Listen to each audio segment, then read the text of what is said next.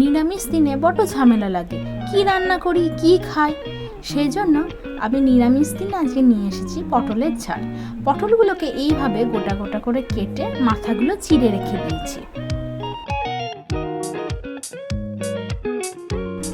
এরপর কড়াইয়ে সর্ষের তেল দিয়ে দিয়েছি। তেলটা কিন্তু আমার খুব গরম হয়ে গেছে। সামান্য একটু লবণ দিয়ে দিলাম, দিয়ে পটলগুলো আমি কড়াইয়ে দিয়ে দেবো।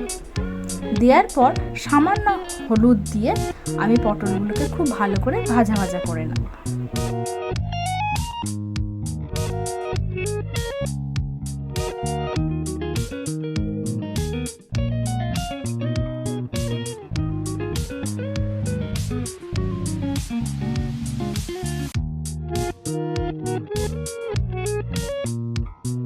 পটলগুলো আমার এপিট ওপিট ভাজা হয়ে গেছে। এবার পটলগুলো নামিয়ে রেখে দিয়েছি।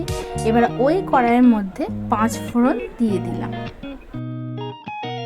এরপর আমি টমেটো পেস্ট করে রেখেছিলাম, সেই টমেটো পেস্টটা দিলাম আর আদা বাটা দিয়ে ভালো করে কষিয়ে নেব, যাতে মশলা থেকে কাঁচা গন্ধটা চলে যায়।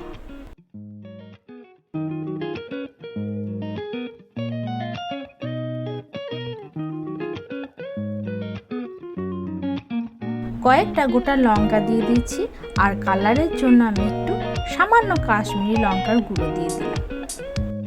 এরপর দিয়ে দিলাম হলুদ গুঁড়ো আর লবণ। লবণটা তোমরা যে যেমন খাও সেই পরিমাণ অনুযায়ী দেবে। দেওয়ার পর আমি খুব ভালো করে কষিয়ে নিচ্ছি সব কিছু। মশলাটা যতক্ষণে কষানো হচ্ছে, এদিকে আমি আগে থেকে সর্ষে বেটে রেখেছিলাম। এটা কালো সর্ষে বাটা। সেই সর্ষে বাটাটা আমি একটি বাটিতে জল নিয়ে বাটাটা দিয়ে গুলিয়ে রেখে দেবো।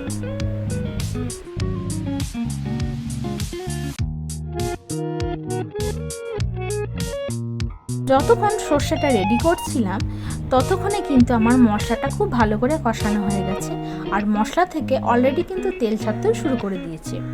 এরপর এই পর্যায়ে যে সর্ষেটা আমি রেডি করে রেখেছিলাম জলে গুলে, সেই সর্ষেটা আমি দিয়ে দেব।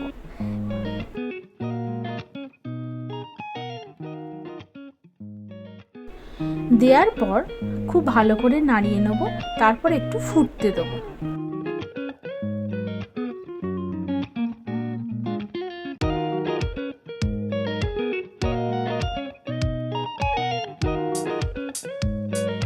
ঝোলটা যখন ফুটতে শুরু করেছে তখন আগে থেকে যে পটলগুলো আমি ভেজে রেখেছিলাম সেই পটলগুলো একে একে ঝোলের মধ্যে চুবিয়ে দেব। দেওয়ার পর খুব ভালো করে নাড়াচাড়া করে আমি পটলগুলো সেদ্ধ হওয়ার জন্য ঢাকা দিয়ে দেব। 10 মিনিট পর আমি ঢাকা খুলে দেখছি জলটা কিন্তু আগের থেকে অনেকটাই মরে গেছে আর পটলগুলো সেদ্ধও হয়ে গেছে।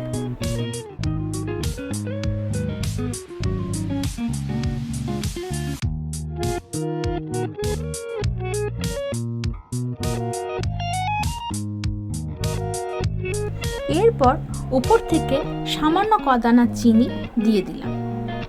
তোমাদের ইচ্ছা অনুযায়ী চিনিটা দিতেও পারো, আবার নাও দিতে পারো। আমি সামান্যই দিলাম চিনিটা।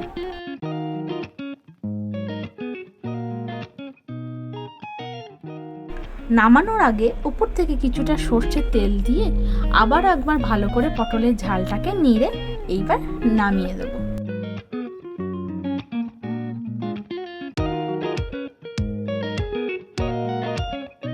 নিরামিষ দিনে এরকম একটা পদ থাকলে আর কিছু লাগে না।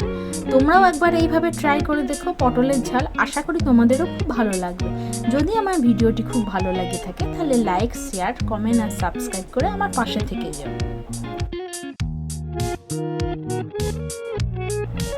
পরবর্তী ভিডিও দেখার জন্য অনুরোধ রইল। ততক্ষণ তোমরা ভালো থেকো, সুস্থ থেকো।